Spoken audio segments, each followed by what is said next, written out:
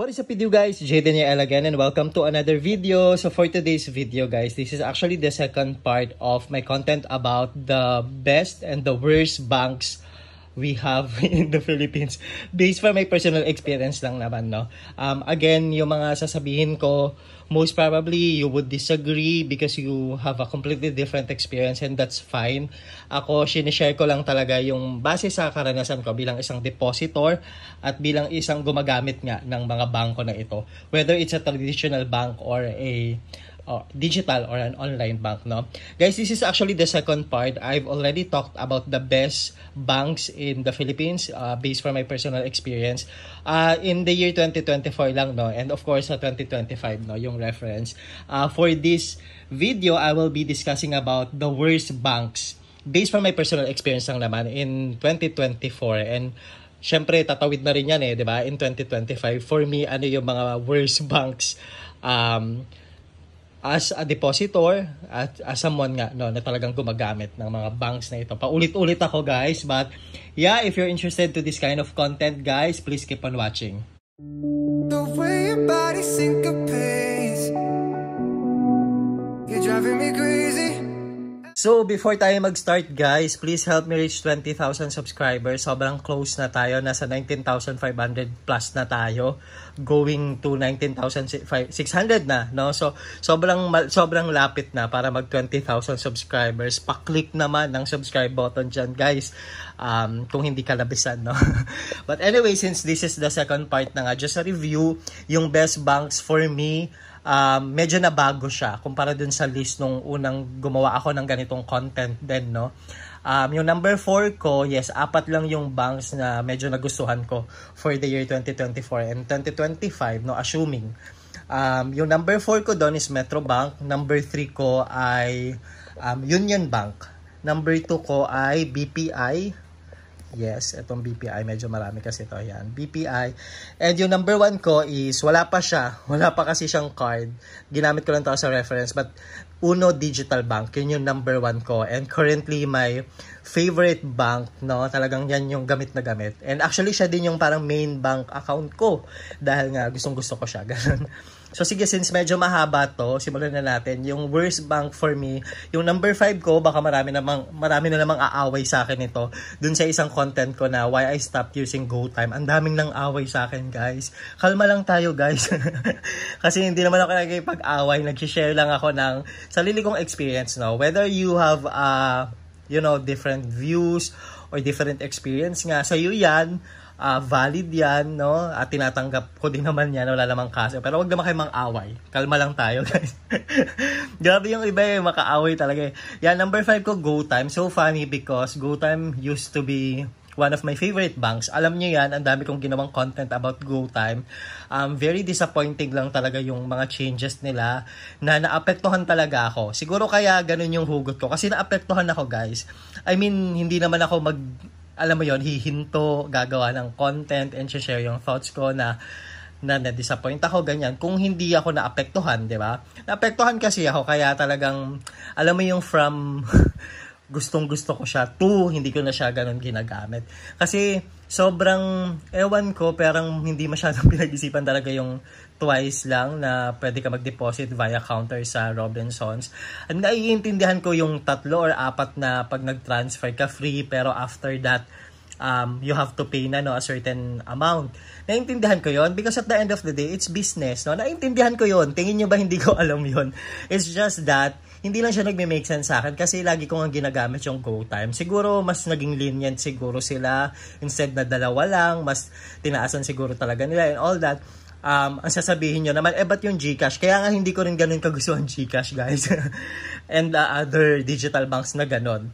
Kaya lang, si GoTime kasi, overpromising kasi siya. That was really an issue for me kasi, syempre, pinromote ko siya and all that kasi ang ganda ng system niya, ang ganda ng mga rules niya and all that. And then, only to, alam mo yun, realize na, ang bilis naman magbago, ganito na pala siya agad. So, ganun siya. Number 5, hindi ko siya gusto because of that. Yung limit nila na 2 beses ng via counter. Tapos, medyo mataas na yung, kung hindi kayo naapektuhan doon, guys, good for you. Pero ako kasi naapektuhan just because sobrang dalang. Or, hindi dalang sobrang, ano ba tawag doon?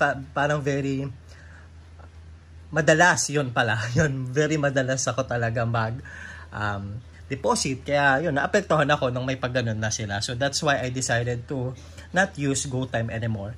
And number 5 siya sa worst banks for me in the Philippines, no? Sorry guys, walang mga away.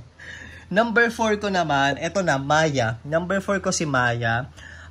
Actually, gusto ko rin si Maya. Between Maya and GCash, diba? There was a time na yan lang yung dalawa talaga eh. Malakas yung dalawa. Of course, una pa rin si GCash. Pero, mas gusto ko talaga si Maya over GCash, to be honest. Nung time na yon nagkakagulo sila and all that. It's just that, ang dami naging issue na ni Maya. Yung credit nila, magbibigay sila tapos eventually hindi nila papagamit, no, na ang weird. Tapos hindi rin ganoon ka friendly yung customer service nila, hindi ganoon kadaling lapitan, no.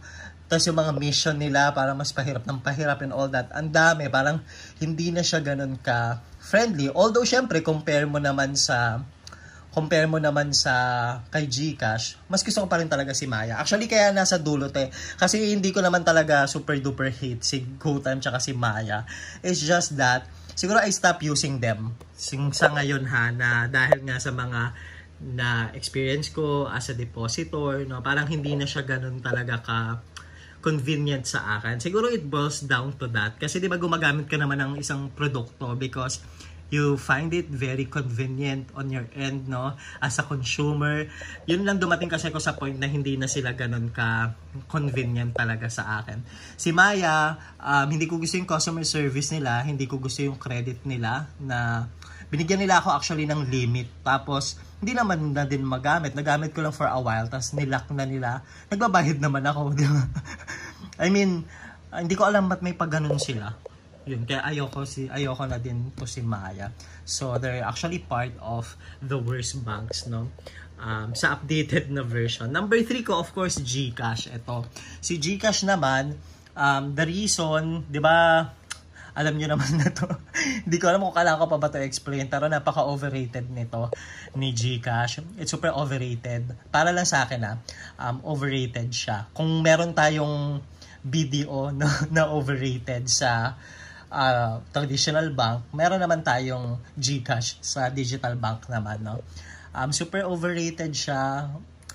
Well, we also have to give it to GCash or Globe kasi sila naman talaga nag-umpisa, if I'm not mistaken, ng mga pa-e-wallet na yan sa Philippines. So, no doubt na ganyan na sila kalaki ngayon. Pero, ang gulo, ang dami nilang issue, nawawala yung pera. Tapos, yung mga ganun ba, tapos ako din, actually, nahirapan din ako mag-communicate sa, di ba meron silang ticket, submit a ticket, pero hindi naman yun on the spot. Actually, recent lang bago lang, parang nag-deposit ako from my bank to GCash. Tapos, hindi natanggap. Medyo malaki yun. Parang 8,000 yata yun. Or 10,000, mga ganon. Tapos, ang tagal kasi nagsasubmit a ticket ako. Apparently, there was an issue daw sa InstaPay. Maaayos daw siya. But I've waited for 3 days para lang ma-fix yun. Paano kung super duper needed ko yung pera on the spot, di ba? Dahil sa issue na yan ng InstaPay, hindi ko pa magamit yung pera ko naman mismo. Diba, yun yung mahirap, yun yung problema kay GCash na from time to time magkakaproblema talaga yung InstaPay and all that. Kaya, alam mo yun, magbabaka sakali ka talaga. Hirap magbaka sakali, kumbaga. So, yeah, I have number 5 ko for the worst bank, GoTyme. Number 4, Maya. Number 3, GCash. And number 2 naman, syempre si BDO. No? Again, GCash and BDO, they're very overrated. Hindi ko alam, pero hindi talaga nila ako fan. With BDO, well, madami naman ding strength si BDO. Like, madami silang ATMs and all that. Pero, nahirapan din kasi talaga ako kausap ang BDO. Bukod sa hindi maganda yung kanilang, yung app nila and all that. Mahirap rin kausap yung customer service ng BDO. Sa personal experience ko lang, guys, even yung pag magde-deposit ka. Actually, dun ako medyo talaga nainis nung time na depositor pa ako ng BDO. Medyo mahirap kasi talaga yung alam mo yung ang haba ng pila. Oo, medyo madami din naman silang cashier, pero mahaba pa rin yung pila.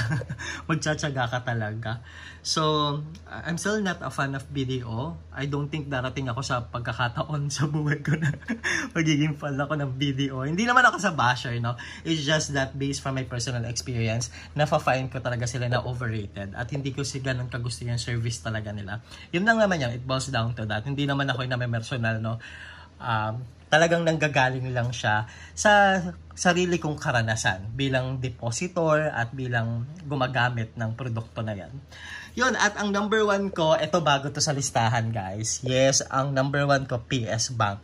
Number 5 ko, GoTime. Number 4 ko, Maya. Number 3, GCash. Number 2, BDO. May pumalit na kay BDO. Si PS Bank. Napipikon ako sobra kay PS Bank actually.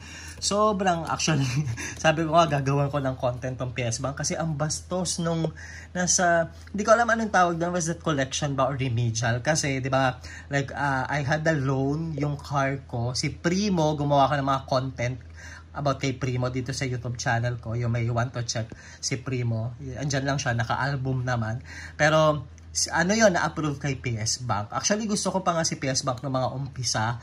Kung matitingnan niyo yung mga ilang videos ko. Eventually, nagulat ako kasi, halimbawa, isang buwan lang ako late, sabihin natin, no? Na late ka lang. Tapos magbabayad naman ako. Ayaw na nila. Parang ang prefer nila, kuhain na agad yung sasakyan. Eh, hindi naman ganun yun na maibibigay ko. Kasi, syempre, nag-invest din ako dyan. Malaki din yung down payment ko and all that. Pero, ang dami nilang sinasabi na tipong, basta nananakot sila and all that. Ang lala ng PS Bank. Parang, hindi na sila makatao, makipag-usap, ganun. Eh, magbabayad naman ako. Sabi ko nga, sige, kahit yung interest na lang. Parang nung huling usap namin, ayaw pa rin nila. Parang gusto i-surrender na lang yung sasakyan. Hindi naman din kami papayag kasi ginagamit ko rin si Primo. Actually, ginagamit namin para sa anak ko. Doon talaga yung pinaka-use niya. Yun, basta ang lalakausap ng PS Bank, guys. So, siguro, ang masasabi ko lang sa inyo, wag na wag kayong mag-loan talaga sa bangko. Sobra. Ang hirap nilang ka-deal. Kaya talaga nagsisi ako eh. Kasi yung, like, I had yung house na nabili ko for my parents. Buti na lang nakapag-ibig yun. Ito lang, yung sarili kong sasakyan. Inano ko siya sa bangko. Buti na lang, meron akong kakilala. Meron kaming kakilala ng mag-asawa kami. Kami ni wife, may kakilala kami na willing talaga mag-shell out ng amount na yon na medyo malaki. Tapos sa kanya lang kami magbabayad. Kasi the only option na binigay sa amin ni PS Bank is bayaran ng buo or kukuhain na nga si Primo yung sasakyan na medyo nakakainis, sobrang nakakainis, literal. Kaya sabi ko, ang lala ng bangko, sobra, no? Specifically for PS Bank, sobrang lala na. Sabi ko, bakit ganito tong PS Bank? Parang ayaw na lang namin ma-stress ng sobra ni wifey. Pero, what we did, meron kaming kilala na nag-shell out ng malaking pera na yon. Siya na yung nagbayad ng buo dun sa PS Bank. So, technically speaking, sa amin na si Primo, wala nang kaming pananagutan kay PS Bank. Sa amin na yung sasakyan namin. So, we're paying na lang dun sa kilala namin, di ba? Which is, sobrang mas easier for us kasi ang lala ng PS Bank. So, mayroon talaga akong trauma dito sa PS Bank. Sabi ko nga, hindi na talaga ako darating sa punto na maglo-loan pa ako. Lalo sa PS Bank or sa bangko. Kasi, lalo pag mga ganyan na mga mabibigat, kasi di ba mga sasakyan, mga bahay, parang ang daya talaga nila. I think that's the right term to use. But thankfully, hindi kinuha sa amin yung sasakyan namin, si Primo. But I had issues with them. Sobra. Bastos yung hindi ko alam collection or remedial yung tawag. Sobrang bastos. As in, sobrang bastos. Yun nga yung kakilala namin. Medyo may kaya kasi yung kakilala namin. May sekretary yun, ganon. Parang siya na yung kumausap na bastusan rin talaga siya dun sa collection. Ganon sila kalala. So, PS Bank, ano ba kayo? But anyway, paid na yun. Thankful kami sa nag-help sa amin. So, we're still paying for, at least wala na sa picture si PS Bank, diba? So, number 1 ko si PS Bank. Sobrang lala ng PS Bank, guys. Makinig kayo sa akin when I say, magdalawang isip kayo kapag maglo-loan kayo, lalo na mga sasakyan. Naintindihan ko naman na kasi na-late ako. Sabi ko naman, hindi naman namin yun, alam mo yun, parang Hindi namin inaano yun as an excuse, no? Pero kami, ang magbabayad naman kami ng interest, ng incur nun, diba? Or kung magkano yung interest na parang pinaka na ano niya. Pero parang ayaw pa rin talaga nila. So parang na-sense ko din na ang gusto talaga nila is makuha. Siguro mas malaki yung, hindi ko alam. Pero yun, sobrang annoying ng PS Bank. Number 1 ko, PS Bank. May tumalo na sa BDO. Yes, GoTime, Maya, GCash, BDO, and PS Bank. Again guys, this is only based from my personal experience. You might have a different one. That's perfectly fine. No? Okay lang yon. Let me know if you have like a question or probably meron kang gustong share. Just comment down below. And guys, again, help me reach 20,000 subscribers. Super close na tayo. Please click that subscribe button there. And that's all for now. Bye bye guys. Bye. The way your body syncopates.